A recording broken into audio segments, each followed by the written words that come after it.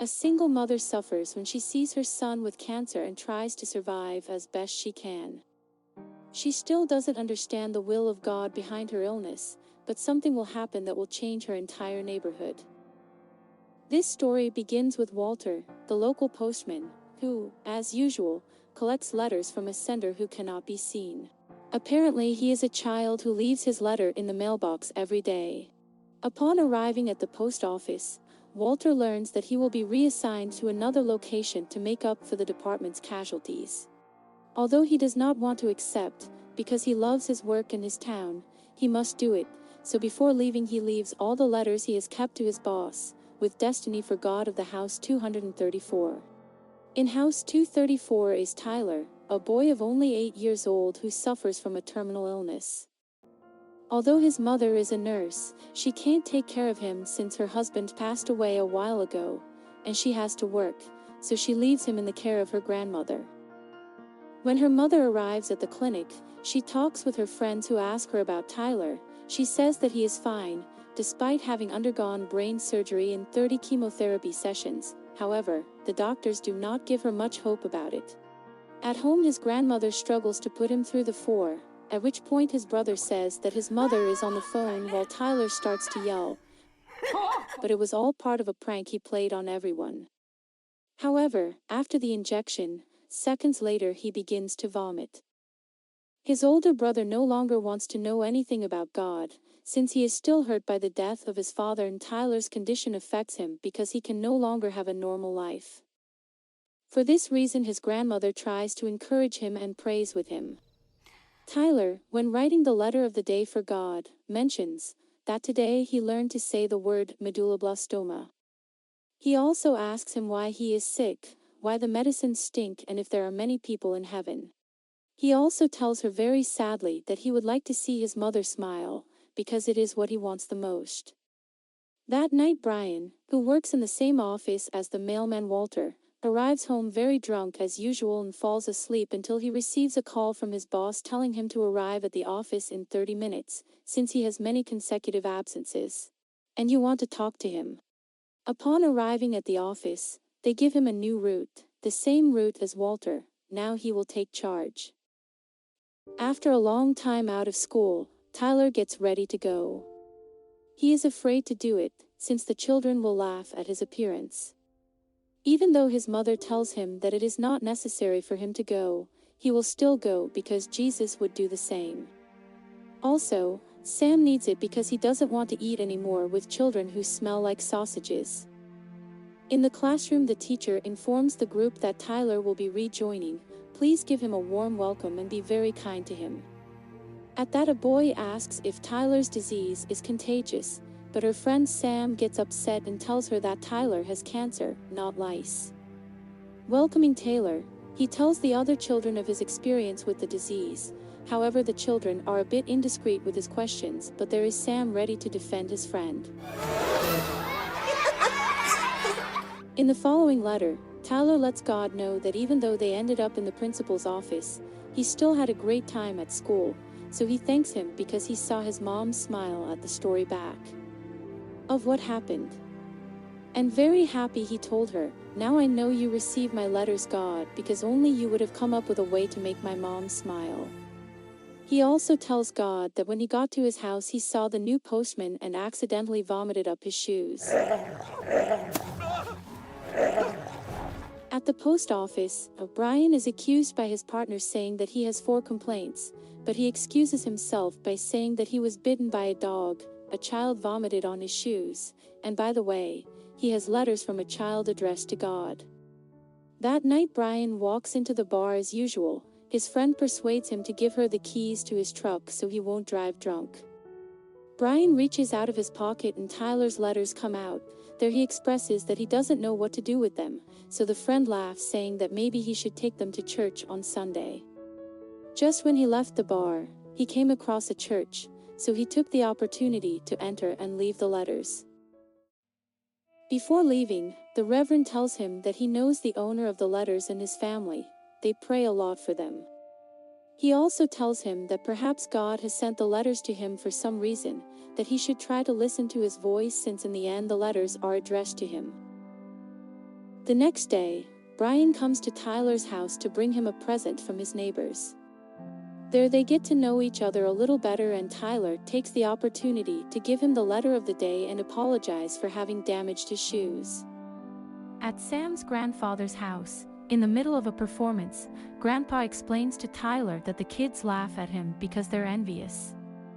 He tells him that he has been chosen for the most important role in his life, so when people see how brave and strong he is, they are forced to analyze their own lives. Also, he lets Tyler know that his mission is to guide everyone to the truth, and that truth is God. Even though Sam didn't understand anything, Tyler did. As Tyler began to feel bad, Grandpa came up with the idea of putting some eyebrows on Tyler so that the children would leave happy. Back at home, his older brother can't take what he has to live on a daily basis anymore, so he argues with his grandmother and his mother. The grandmother claims him, telling him that we should not accept only the good things that come from God. However, he insists that he hates his brother. In that, Tyler, who was hiding, listens to him. Tyler! As hard as it was for Tyler to hear that, he forgives him and asks him to write a letter to God like he does. Days later, Brian, in a conversation, confesses to Taylor that he has a son and that he hasn't seen him for a long time. That day, Tyler's mother also thanks him for all the time she has dedicated to her son. When Brian arrives at his house, he receives a letter informing him that custody of his son has passed to his mother. This brings back memories of when he was arrested for driving under the influence with his son in the back seat. He hits rock bottom and goes to the bar, but feels something that makes him change direction. Although he doesn't know why, he enters the church, and there he realizes that his boss is in the praise choir. He is surprised and tries to run away, but his boss calls him and invites him to talk. There Brian tells him that it is too late for him and that everything he touches is destroyed. His boss consoles him and encourages him. At the same time, Tyler's mom can't take it anymore. She collapses because of everything she has experienced, says that she does not understand God's will.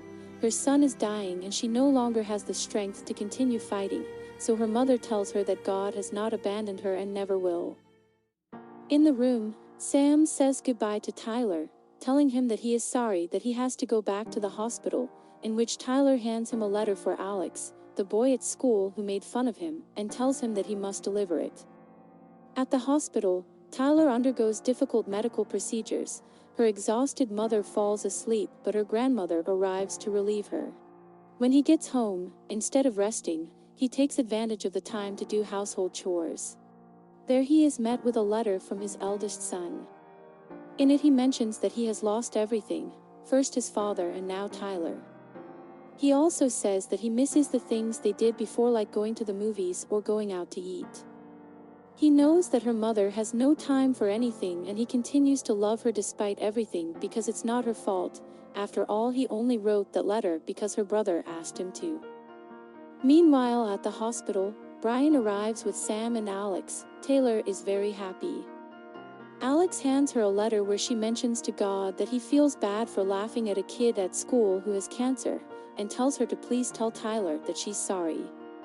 In that, the three pray so that Alex gets closer to God and can let him into his heart. After several days in the hospital, everyone celebrates that Tyler is going to be released from the hospital and will no longer have to undergo chemo. However, the doctor says that the worst is not over yet, for now they should focus on the good news. That same night, all his neighbors and friends in the neighborhood organized a costume party for Tyler to welcome him home, spending a very special night. The days passed and Taylor was invited to a soccer game at his school, so he managed to convince his mom, with Brian's support, to go play. Already in the game, with the final minutes remaining, Tyler fulfills his wish to be able to play like a normal child. He manages to catch the ball, ensuring the victory for the team. But in the middle of the celebration, Tyler suddenly collapses and falls to the ground. At the hospital, the doctor confirms to her mother that the cancer has returned. No. Her mother, in pain, tells Brian that her son played that game because of her, and she told him to stay away from her life. This affected Brian a lot and brought back memories of all the things he went through with his son. He returns to his house to drown his pain as he knew how to, but in the end, he ends up throwing the bottle, destroying everything in his path, because he is tired of making the same mistakes from the past. In the midst of the mess, he stumbles upon Tyler's accumulated letters and begins to read them one by one. There he realizes that Tyler asks God for a companion for his mother, because she doesn't want her to be left alone. At the same time, he tells God that they will meet soon, because he doesn't have much strength left. He also asks for Mr. Brian because he is a very good man, and he has a son, but they almost never see each other. Taylor ends his letter by making this request. God, could you tell Mr. Brian that everything is going to be okay? It is then that Brian realizes that in Tyler's letters there was a letter for each of his friends and neighbors, and there Brian understands the purpose of everything. He begins delivering Tyler's letters to each of his recipients, surprising them all with Tyler's requests for them. At Tyler's house, Sam enters saying that they made some bracelets with the inscription of John 3 verse 16 and the word believe. She also says that she has written a letter to God, and crying she lies down next to him.